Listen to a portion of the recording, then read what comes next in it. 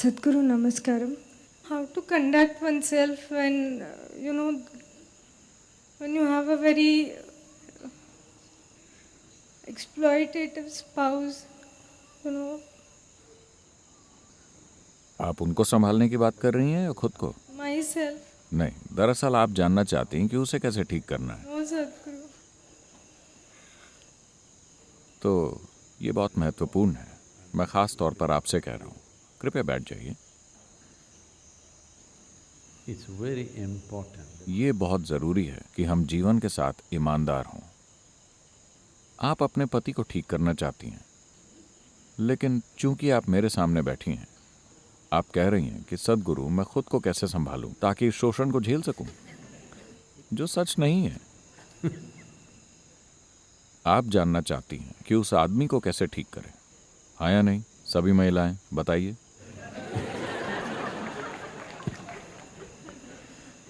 अगर आपको लगता है कि हम नहीं जानते कि वो क्या हैं, हम आपके पति की बात नहीं कर रहे, मुझे नहीं पता कि वो क्या हैं, लेकिन अगर आपको लगता है कि वो शोषण करते हैं तो जाहिर है कि आप उसे ठीक करना चाहती हैं, है ना?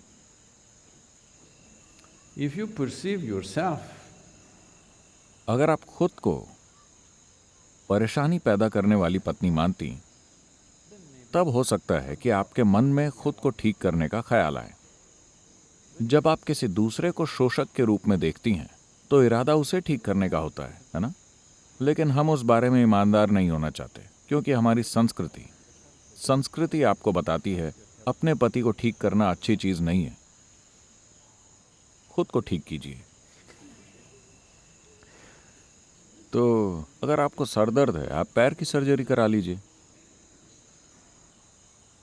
तब पैर में सिर से भी ज्यादा दर्द होने लगेगा। यह भी एक उपाय है।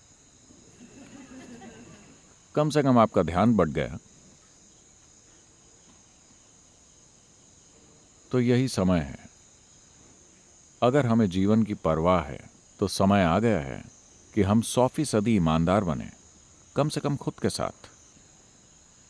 शायद दुनिया में पता नहीं कि आपका पेशा क्या है, आपके हालात क्या हैं, हम नहीं जानते कि आप कितने ईमानदार हो सकते हैं, मैं उसमें दखल नहीं दूंगा, लेकिन कम से कम आपको खुद के साथ तो 100% ईमानदार होना चाहिए। 100% straight. ये बहुत जरूरी है। Otherwise, वरना न तो आप और न ही आपके जीवन के हालात कभी ठीक होंगे। सिर्फ शिकायतों के साथ जीवन चलता रहेगा। कई लोगों के लिए पूरा जीवन ही एक शिकायत बन जाता है, क्योंकि वो इस पर ध्यान नहीं देना चाहते, वो बस इसके इधर उधर घूमना चाहते हैं। तो हमें पति को ठीक करने का प्रोग्राम चलाना चाहिए।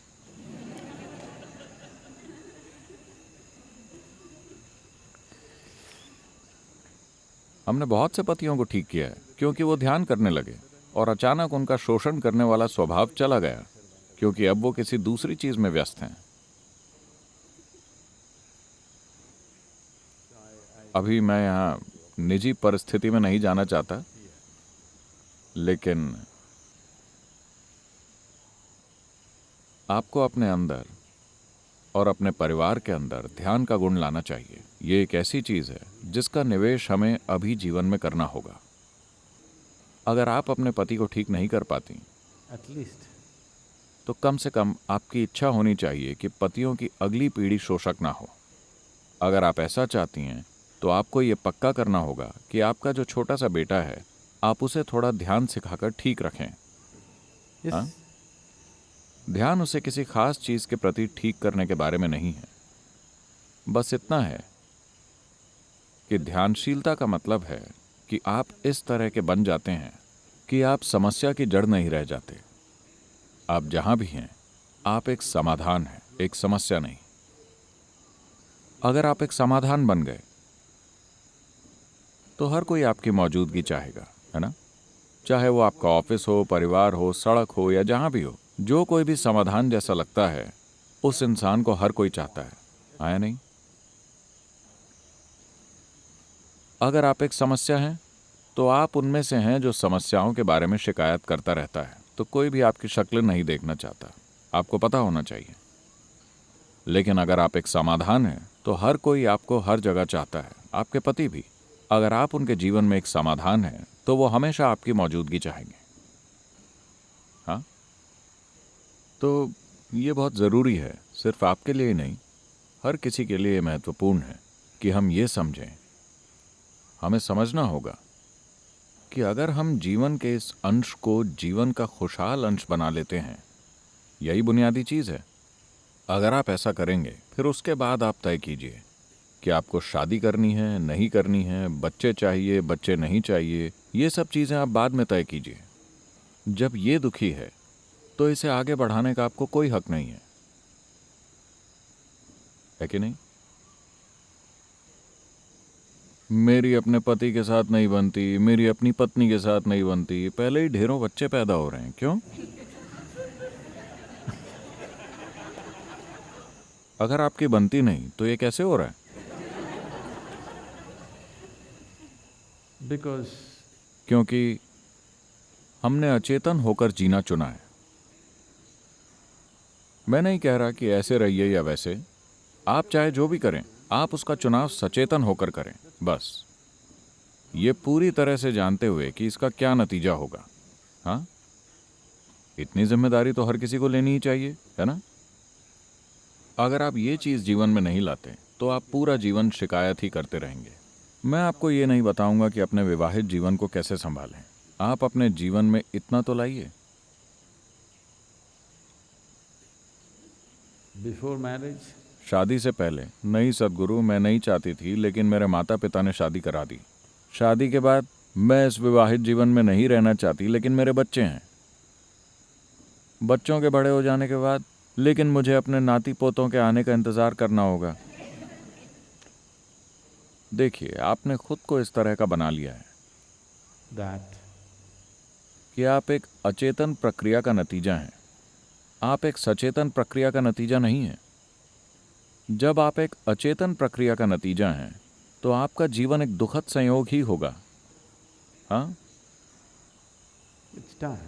समय आ गया है कि हर इंसान कम से कम इसे बदलने की जिम्मेदारी तो ले, तब हम बड़ी चीजों की बात कर सकते हैं। अपनी चेतना के शिखर तक पहुंचना, मुक्ति, मोक्ष, इन शब्दों को बस यूं ही मत कहिए। Cheaply. इन शब्दों का प्रयोग न करें, पहले बुनियादी चीज को ठीक कीजिए। बुनियादी चीज बस यही है, आप अभी जो भी हैं ये आपका ही बनाया हुआ है। या तो आपके पास इसे बदलने का साहस होना चाहिए या फिर आपको इसमें रहना सीखना होगा। हाँ, हाँ या नहीं? आपके पास या तो इसे बदलने की हिम्मत होनी चाहिए या आपको इसमें रहना सीखना होगा। इनमें से एक चीज करनी होगी। जीवन भर यूं ही शिकायत करते रहना किसी काम का नहीं है। हमें बस इतना समझना चाहिए कि अगर हम किसी खास अवस्था में हैं तो हर चीज हमारे खिलाफ लगती है। आप इसे ठीक कीजिए, उसके बाद आप तय कीजिए कि जीवन कैसा होना चाहिए। यहां रहने का एक नतीजा है, बाहर निकलने का दूसरा नतीजा है। हर चीज का एक नतीजा होता है, लेकिन कम से कम इसे एक सचेतन नतीजा होने दें, एक असहाय और अचेतन अवस्था में होने के बजाय।